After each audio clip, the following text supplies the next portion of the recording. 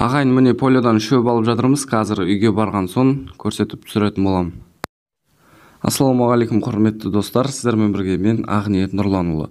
Алдыңғы видеода көрсеткендей, бізде шөп орылып, шөптің бағасы шыққан кезде көрсетіп түсіріп айтам деген болатынмын. Міне бүгін өзім шөп түсірдім. 300 пресс, бірінші орық жоңғыршқа. Полияның басынан 1000 теңгеден алдым. Кеше бүгін түсіріп көрсетіп жатырмын. Ешқандай шөп араласпаған десем де болады. Көкпенбек таза жоңғыршқа, міне осындай ұзындығы, салмағы бір 25-30 килодай болып қалады. Бізде шөптің бағасы сол 1000 теңге, 1100, 1150 сол көлемде қазіргі кезде сатылып жатыр. Бұл баға өзіміздің ауылдағы баға, ал қалада былай базарларда сатылып тұрған жерінде баға 1250, 1300 деп отыр кейбіреулер. Сондай болып тұр қазіргі кезде. Қазір біздің ауылдың өзінде шөп сататын адамдар аз, себебі биыл шөп қатты аз деп айтамын, бірақ 2-3 жыл алдыңғы шөппен салыстырғанда одан әжептәуір аз шықты, барлық жақта. Сондықтан қазір шөп сатушылар аз болып тұр. Достар, сіздерге Жеті Қазына арнасын ұсынамын. Бұл арнада түрлі қызықты видеолар көп. Дәлірек айтсақ, көкпар, бәйге, асау үйрету және де өздеріңіз көріп тұрғандай өте осындай қызықты видеолар көп. Мен өзім жазылдым, сіздерге де жазылуға кеңес беремін. Сілтемесі төменде. Және де достар, сіздерге алдыңғы видеода айтқан болатынмын. Полиядан қамыс орып әкеп беріп жатырмын деп малдарға. Міне осындай қамыстарды орып әкеп, бұлай кептіріп жасап жатырмын. Бұны неге жасап жатыр десеңіздер, алдын мен балтамен шауып берген едіммін. Қазір мен дробилкамен тартып беріп жатырмын. Көріп тұрған міне осындай өте майда қып тартады екен. Малдар жегенге нағыз, былай балтамен шауып берсең әрі болып мынандай нелері қақпалады, таяқшалары. Осындай дробилка жақсы, өте нағыз нәрсе екен. Алдағы уақытта өзімізде ақша отса сатып аламыз, немесе қолдан жасаймыз ба, көреміз онысын. Бірақ өте жақсы нәрсе екен. Міне осындай су қамыстарды бұлайна жайып кептіріп жатырмын. Су кезінде сәл оралып, моторы қиналып қалады екен. Ал бұлай құрғақ болса, талқандап бітшін шар өткен. Сөйлемей қалдық қой. Міне достар, өстіп майда қып тартады екен. Тағы да бір көрсете салайын.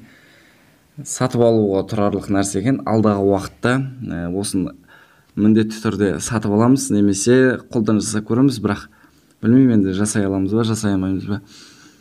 Бірақ ошым керек нәрсе екен, өте мал шаруашылығымен айналысатын адамға. Тем более осындай шөп қымбат болып отқан кезде тартып аяғына басқызбай, әдемілеп шөпті үнемдеп беру керек екен. Және де достар, қорадағы жаңалықтармен бөлісе отырайын. Бұларды көрсетпегелі біраз уақыт болды. Міне осы тұрған, жаңағы тартылған шөп, осыған да тартып беріп жатырмын. Осы тұрған айғырды алдыңғы базар апарып, базарға сатпақшы болғанмын. Сол базар негізі сатылып кететін еді, бірақ белгілі бір себептерге байланысты сатпайтын болып шештік. Енді осы базар қайтадан апарамыз, себебі шөпке ақша керек. Тура шөптің сезонында шөпті алып басып алу керек. Және де достар, мұна тұрған бучекті осыдан 2 апта бұрын базарға апарған етіммін. Ол кезде бұның формасы сәл нашарлау етін.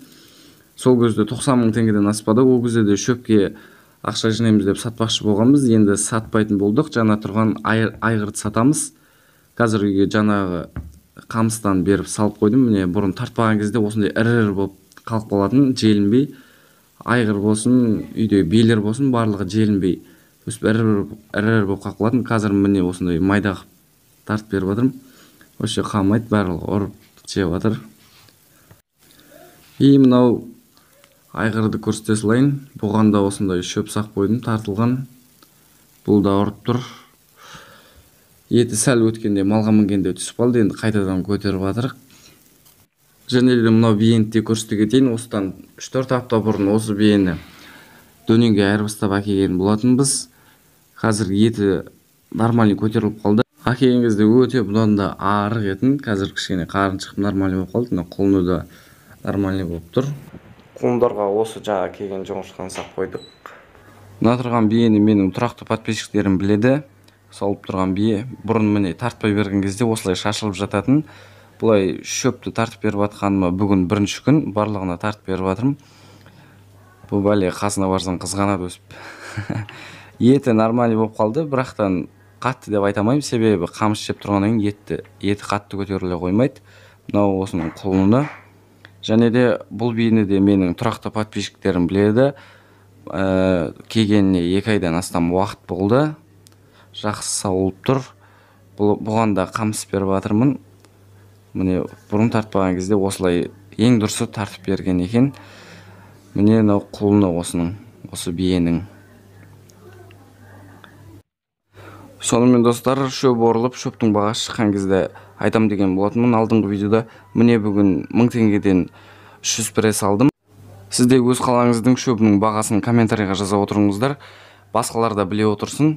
Осымен менің видеом өз соңына келіп жетті. Егер де видео ұнаған болса, лайк басып, арнаға жазылып, қазақ тілді арнаны қолдай отырыңыздар. Келесі кездескенше аман сау болыңыздар.